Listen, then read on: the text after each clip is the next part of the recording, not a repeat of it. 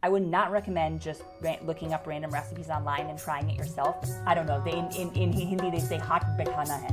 Haath mein baithana hai. Sabko namaste. Main Jessica hu. Welcome to the Invisible India podcast. Today I want to share a little bit about how to be living in India successfully as a foreigner. I've lived on and off in India for 16 years. मुझे हिंदी आती है और मेरे 2 बच्चे हैं, यहाँ से शादी भी हुई और मैं लगभग 2-3 अलग-अलग स्टेट में रही. And I have some experiences which I wanted to share about how to live independently, self-reliant in India as a foreigner. So this is actually a 2-part series. Today I'm going to talk about the practicalities of living in India as a foreigner. And in part 2, I'm going to talk about the relational aspects of how to work with. This video is a short piece of the longer episode, which you can find the audio version on my podcast, invisibleindiapodcast.com, or everywhere that podcasts are found. So part 1 with the practicalities. First thing, always negotiate, particularly in markets. Even when you go out to buy vegetables, fruit, especially clothing, always negotiate. Typically, it really depends on where you are. Sometimes you can knock it down as much as 50%. If the person realizes that you're a foreigner and they really want to rip you off, they'll sometimes say an extremely high price and then you can knock it down quite a bit.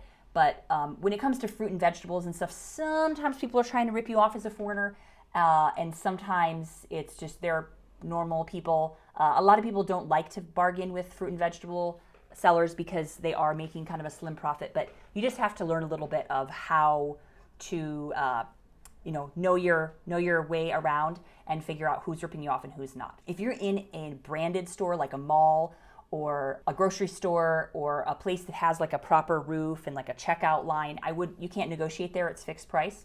But a lot of places, especially if you're going to any markets where you can buy clothes, open air, negotiate. This brings me to point 2, which is learn some of the local language. This will help you in shopping, understanding your basic way of getting around, and knowing how much things should cost. Now, how to learn the language, y'all know that I am a big advocate of learning Hindi, which is spoken mostly across North India, but Hindi is not spoken in all parts of India. So there are many, many other languages in India. Tamil, Gujarati, Punjabi, Marathi, Bengali, Urdu, if you want to call that a separate language from Hindi, Malayalam, many, many other languages in India. So find out what is spoken in your area, where you're going to be, and learn part of that language. Now, how do you go about doing this? I have a number of recommendations. On my website, there is a free download of the Ultimate Hindi Learning Guide, and you can download that for free. It's on invisibleindiapodcast.com.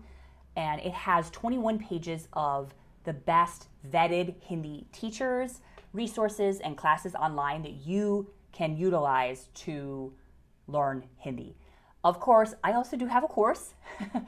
It is called Hindi Hacks, and that's for beginners to learn how to utilize native speaker resources and how to connect and basically start speaking right away. You can find that at learnhindianywhere.com. Number 3. Learn how to get around on public transportation. Most big cities have a metro. You can get around by auto. You can get around by cycle rickshaw, although not as much in the big cities anymore. It's kind of not as effective, also dignifying for people. In small cities where I was living in Bihar, cycle is definitely still a very effective way of getting around. But nowadays there's Ola, there's Uber, there are taxis, and you can utilize those, but you still, there is a certain way of utilizing those services. I would say if you're going to be in India for longer than 6 months to a year, it might benefit you to learn how to drive. You may not have your own vehicle, but if you're going to be there longer, I would say even than 1 or 2 years, definitely get your own vehicle, get around, get where you need to go without the hustle of public transit. Now, one thing about that, a lot of drivers, even if you do try to use Ola or Uber, they are still going to ask you your location. Even if you've put the location there, they're still going to ask you your location. And so you have to be able to explain where you are in relation to where they are. And so they'll say, oh, I'm by such and such. And you have to explain where you are in relation to that. So it's a little bit tricky. It can be very challenging, but learning how to give directions in the local language is super important. Like they don't use northeast, south, west as much in directions. So you have to learn according to landmarks. Like, oh, I'm past the Bikanerwala, or I'm, 2 streets before the mall, or whatever that is. So you do have to learn. There's a different way of giving direction. Number 4, learn how to cook a couple of local dishes.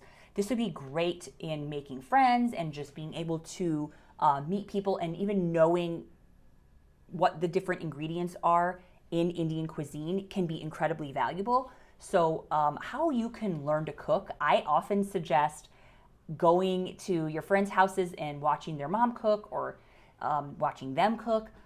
Or if you also want to hire a house helper or a cook in your own home, that's a great way to learn, is just to watch that person cook and see how they do it. And then you can also talk with them about what they're adding, why they're adding it, and what the process is. I would not recommend just looking up random recipes online and trying it yourself. That's going to be too challenging. And there's also just your hand needs to be like, I don't know, in Hindi they say hat baithana hai, what spices go in and what order and all that. Number 5, if someone hasn't told you this already, you need to use a mosquito net or use major protection against mosquitoes.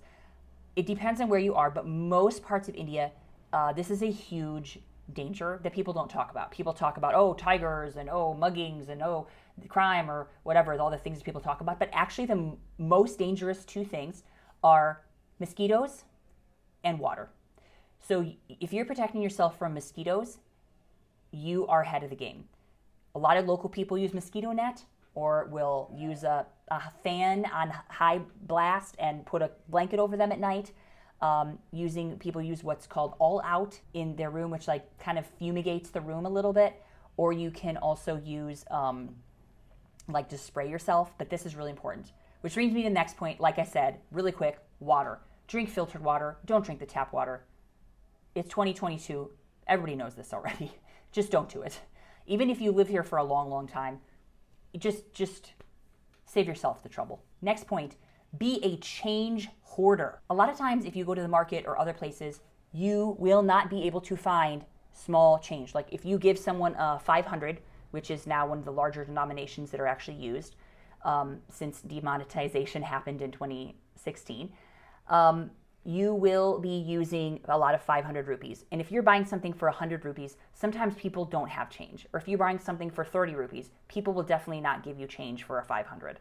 So you need to, whenever you get 100s, just try to hold on to them for purposes when you know someone's not going to have change. You'll get 500s out of the ATM, and then when you go to a store, try to just use your small change for the places you really need it. And my last point is make sure anytime that you're sleeping somewhere new or in a hotel or in someone's home, examine your bed sheets, make sure there's no creepy crawlies in them. Anytime you have a towel hanging on the wall, just give it a little shake. Depending on what part of India you are in, there are various creepy crawlies which can be in your house.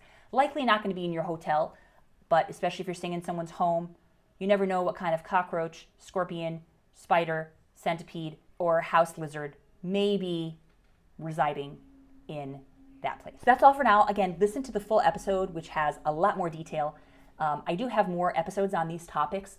Episode 18 is surviving the most common inconveniences of India.